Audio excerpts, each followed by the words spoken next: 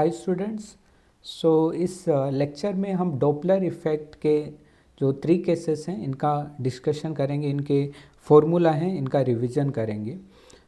Doppler effect JEE and NEET दोनों के लिए बहुत इम्पोर्टेंट है। इससे ऑलमोस्ट एवरी ईयर 1 क्वेश्चन पूछा जाता है। एंड डॉपलर इफ़ेक्ट को कंबाइन करते हैं बीट्स के साथ में। तो बीट्स का रिवीजन ऑलरेडी हम कर चुके हैं साउंड वेव्स के रिवीजन में। तो नाउ अगर आपको बीट्स भी रिवाइज करना है तो जस्ट आप लास्ट वीडियो देख सकते हैं। So let's start Doppler effect. Doppler effect में केस फर्स्ट है, ये इम्पोर्टेंट है, and case second and case third case first के ऊपर बेस्ड है। ओके, फर्स्ट केस हम अच्छे से समझ लेते हैं, इसका फॉर्मूला रिवीजन कर लेते हैं, and then we will go to the case second and third. See this is source and this is the observer. Velocity of the source is vs and velocity of observer is v naught. V is velocity of sound. Okay, so generally ये values question में given रहेगी। Velocity of sound given रहेगा depending on situation, sometime 340, 350, 320 what ever, right. So now f naught is frequency of source. This is frequency of source and f is the frequency which is heard by the observer. Okay, so the formula is f equals to f naught v plus minus v naught divided by v plus minus vs. आप इसे याद कर लीजिए इस formula को। Now negative and positive कब use करेंगे? Negative जब यूज करेंगे then when the velocity of source और observer is in the direction of sound. Like for example ये सोर्स है एंड ये ऑब्जर्वर है, तो ऑब्जर्वर के लिए साउंड का डायरेक्शन इस डायरेक्शन में है, राइट।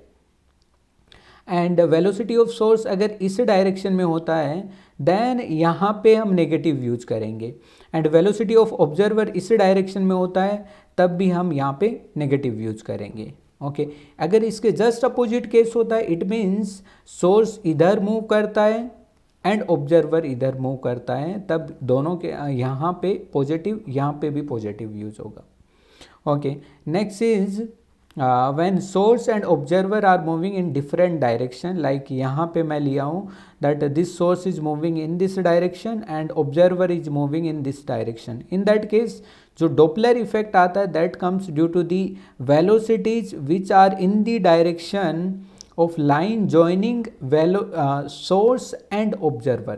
Okay, again जो लाइन सोर्स एंड ऑब्जर्वर को ज्वाइन करेगा, इससे लाइन की डायरेक्शन में जो भी सोर्स का एंड ऑब्जर्वर का वेलोसिटी होगा, इसकी वजह से जो फ्रीक्वेंसी है ये चेंज होगा, right. So now in this case I have taken this is the velocity of observer v naught and the velocity of source is vs and the angle is theta s theta naught. So now in this case if I take the velocity of observer in the direction of source तो क्या हो जाएगा? v naught cos theta and this velocity of source in the direction of observer तो ये हो जाएगा vs cos theta s, right. So the frequency will be F naught plus V plus minus V naught की जगह अभी आ जाएगा V naught cos theta note.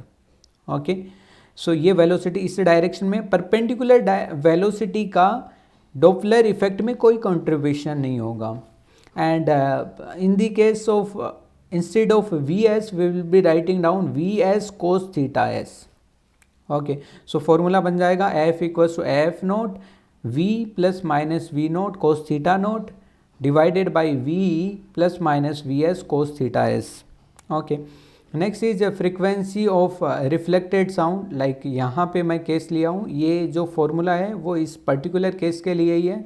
बाकी अगर आपको इन जनरल इस केस के लिए करना है तो आपको फर्स्ट कंसीडर करना है वॉल को as a observer, okay, then Doppler effect लगाना है, देन वॉल को एज ए सोर्स कंसिडर करना है एंड ऑब्जर्वर को एज ए ऑब्जर्वर कंसिडर करना है, and then again Doppler effect लगाना है। एंड ये दोनों लगा के आप इस थर्ड केस को केस फर्स्ट की तरह ही डेराइव कर सकते हैं। सो इस केस में मैं लिया हूँ velocity of source in this direction, velocity of observer and wall is also moving in this direction. So first of all अगर मैं वॉल को एज ए ऑब्जर्वर लेता हूँ then the f dash of heard by the wall will be f naught V, and because wall is moving in the direction of sound, that's why V minus VW divided by V minus, and source is also moving in the direction of the sound, that's why V minus Vs. That is the frequency that is heard by the wall. Now wall से reflect होके वापस source के पास, observer के पास में आएगा, that will be the F, and we need to calculate that. So F होगा F dash, this is the frequency that is emitted by this source और वॉल. एंड इन इस केस में observer move कर रहा है opposite to the direction of sound, because sound इधर से आ रहा है. ओके, साउंड का डायरेक्शन अभी ये है एंड ऑब्जर्वर मूव कर रहा है इस डायरेक्शन में, इसीलिए यहाँ पे प्लस आ जाएगा v plus v naught. And अगर आप यहाँ पे देखेंगे वॉल इस डायरेक्शन में मूव कर रहा है, that's why again velocity of sound and velocity of wall are in opposite direction, that's why यहाँ पे भी प्लस आ जाएगा. Okay, so that's why the f will be equals to f dash v plus v naught divided by v plus v wall. Okay, f dash हमने first step में जो calculate किया वो यूज करेंगे, and this will be the frequency that will be heard by this person which is reflected from the wall. Okay, what is that? That is f naught v minus v wall divided by v minus v s multiplied by v plus v observer divided by v plus v wall. Okay, so this is a very important concept in the waves. इससे कई बार question पूछे जाते हैं. Now you can also combine it with the bits and attempt the question your PYQs. Let's end over here. Thank you.